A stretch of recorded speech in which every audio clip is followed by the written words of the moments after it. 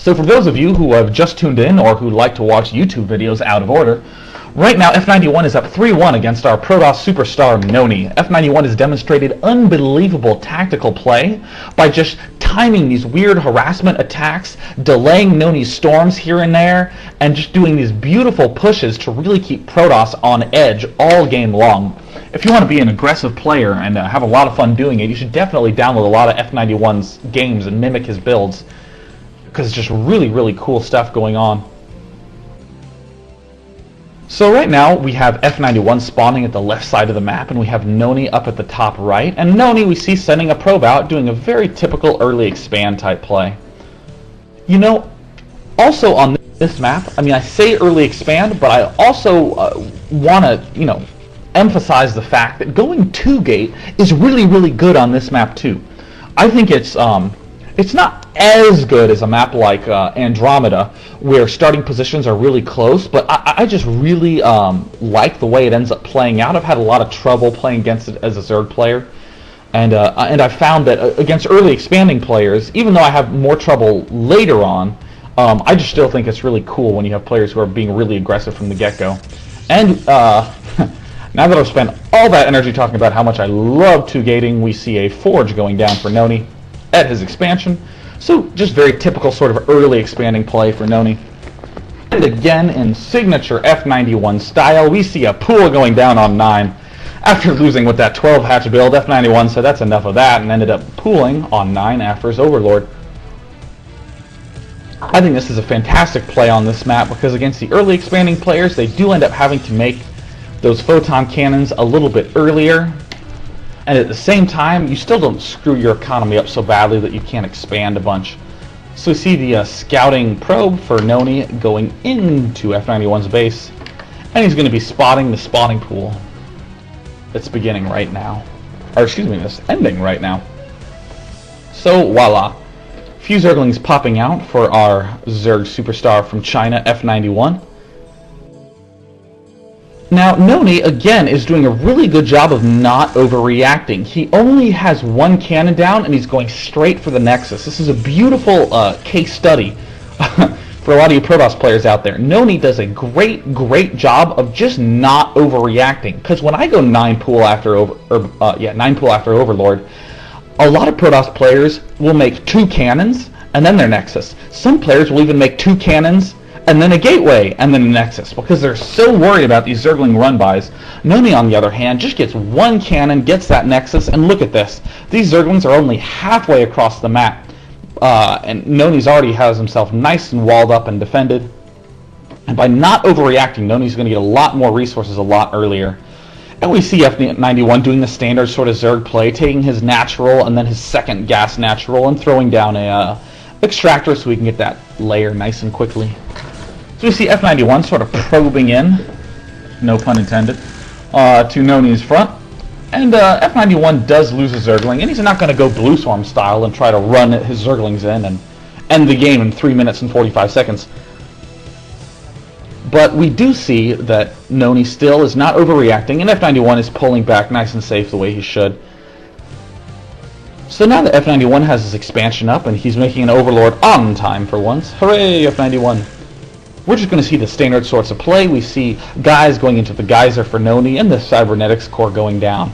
Now, although I wouldn't be surprised to see the sort of usual fast Stargate play, I really like Fast Citadel on this map, because you can get Zealot legs and put a lot of pressure on Zerg early. I know that's a little bit old school of me to still be saying, oh yeah, get Zealot legs after your Cybernetics core, but I just think it's not, I don't think it's better or worse than the fast Corsair play, just an alternative. And I just really like aggressive play for the most part. And again, now that I've spent all that energy talking about that, we do see the Stargate going down for NonY. We go back to F91's base, and we see him just continuing to pump drones and getting his layer on time, as usual. Zergling's still running around trying to kill off this pesky probe that NonY has continuing to wander around. And again, even though this is just a little bit annoying for Zerg players, this is absolutely instrumental for Protoss players, because they get to see exactly how many lings and drones are being made. And you'll note if you look at NonY's front, he only has 1 cannon there. He's not overreacting to this at all. If he saw more zerglings, he'd definitely have to throw down some more stuff, but he does not, so he's feeling nice and safe at home. We see the layer finally finishing, and we'll see if we get a star. Yeah, Zerg don't make starports, they make spires. So there's the spire going down for F91.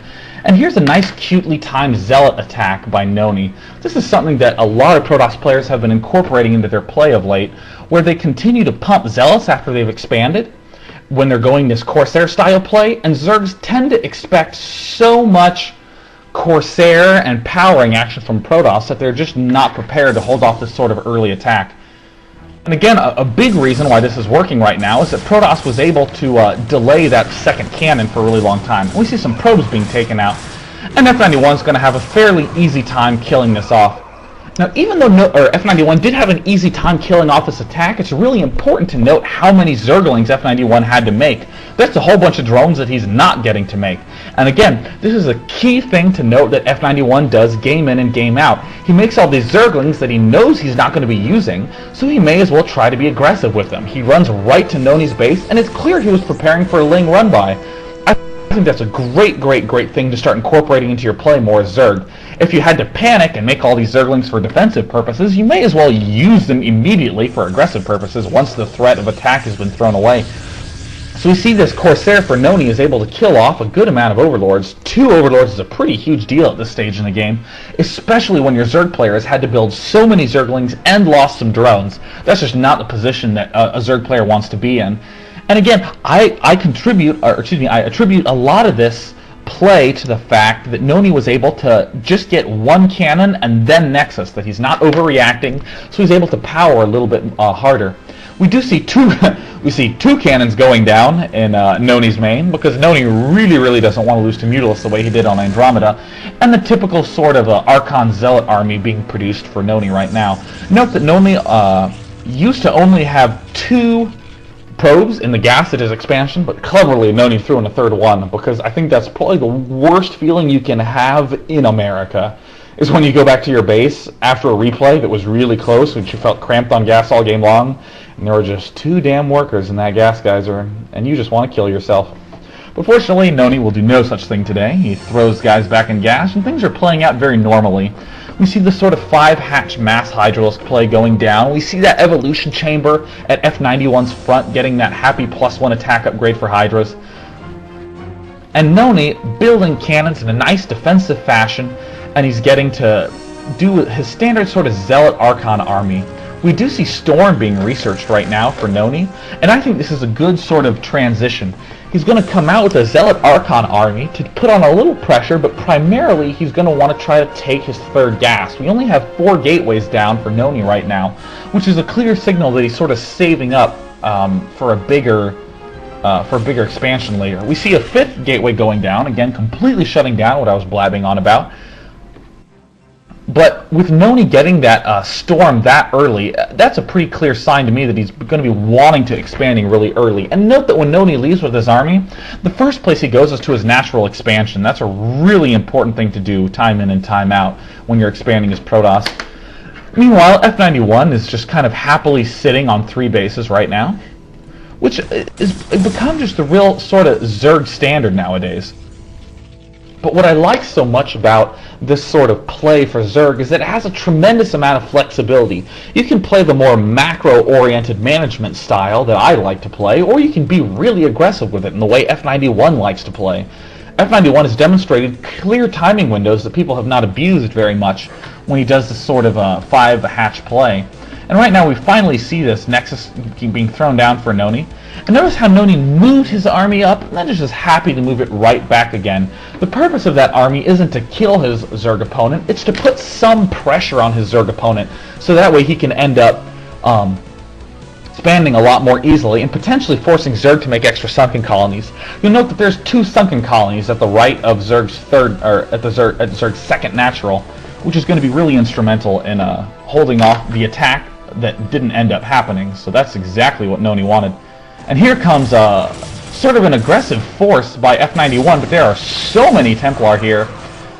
But uh-oh, even though F91's being pushed back and NonY's feeling a little more comfortable, look at all these Mutalisks being made. by F91. This is a beautiful transition that Zerg players are starting to do more and more. This delayed Mutalisks. These Mutalisks that are being made, look at this, around 90 food. But NonY is totally adequately prepared for this.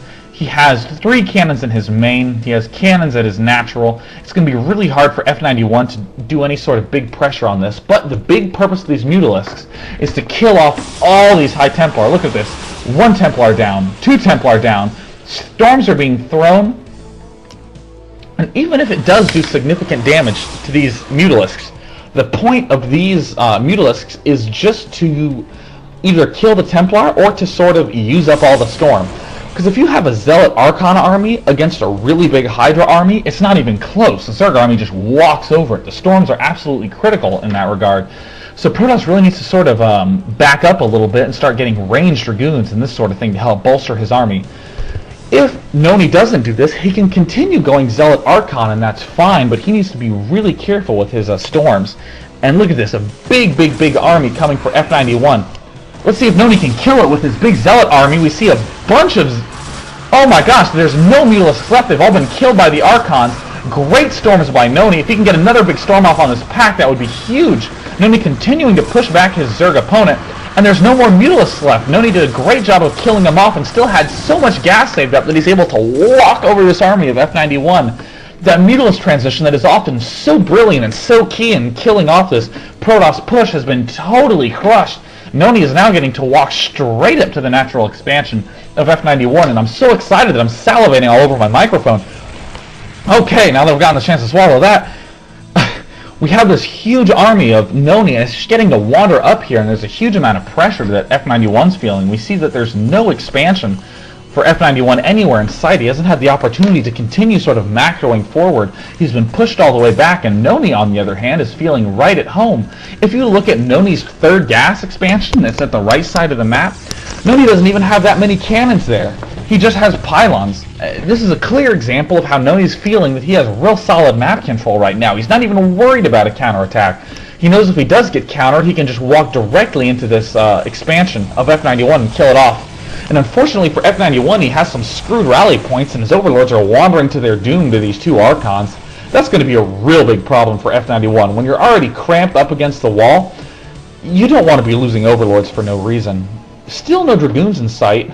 Oh, well, there are 3 Dragoons in sight. Only now is NonY starting to build a more big army to help walk over his opponent. He's been making Zealots and Archons, and look at this, he's wandering right into the 3rd base of F91, sending in Templar first to storm any big armies that he sees, and F91 still delaying and sending in all his Hydralisks. He wants to kill off as many of these High Templar as possible.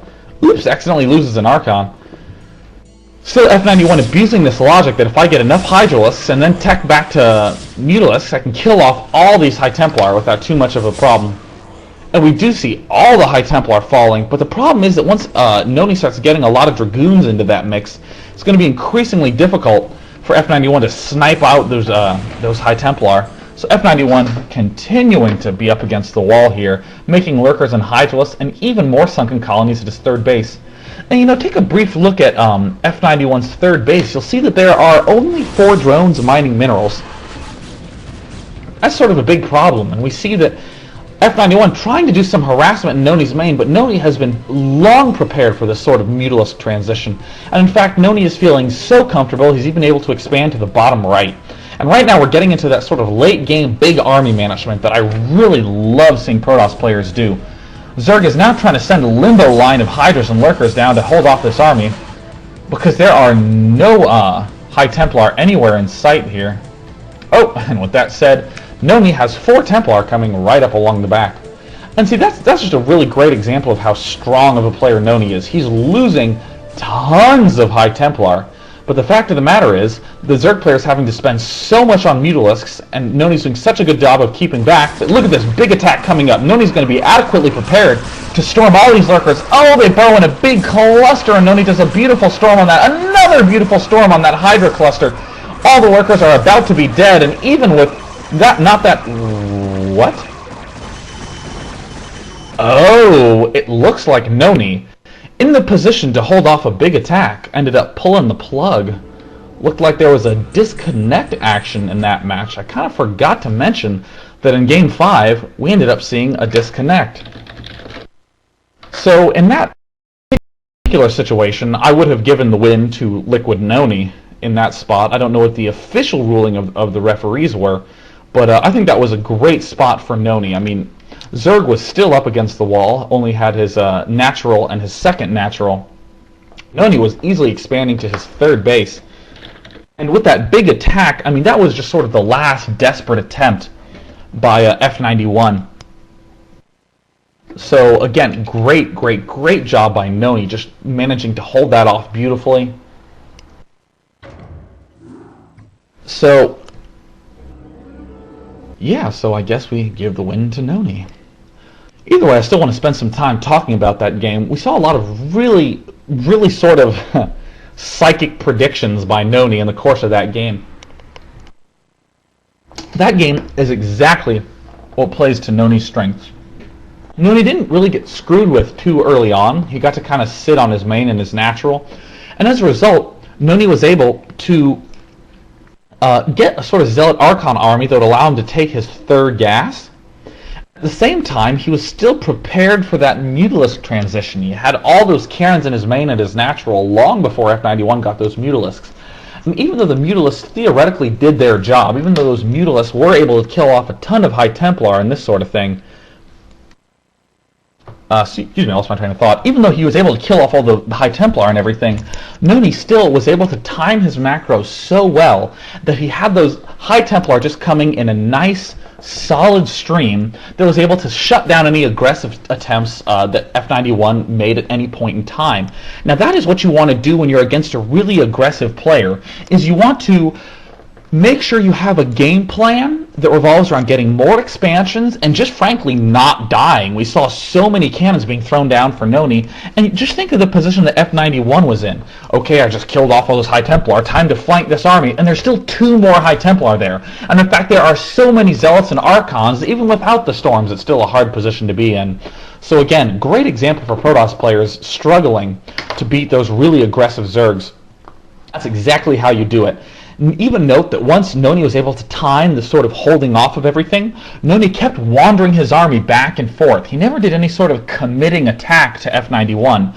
But what this forced F91 to do was to make more lurkers and sunken colonies defensively. And note how I pointed out in the middle of that game that F91 had only 4 drones mining at his third base. On Taucross, you have a huge amount of minerals at your third base. That's just a wonderful benefit to have there, to be able to get like 6 hatcheries off 3 bases, and even 7 when you end up taking your other natural. You can get a huge amount of hatcheries going. But because no good at putting pressure on this aggressive opponent, it was impossible for F91 to get his swing back into the game. He's stuck to 4 drones because he was forced to. And that last final attack, even though it looked really big and powerful, was F91's last-ditch attempt at getting back in the game.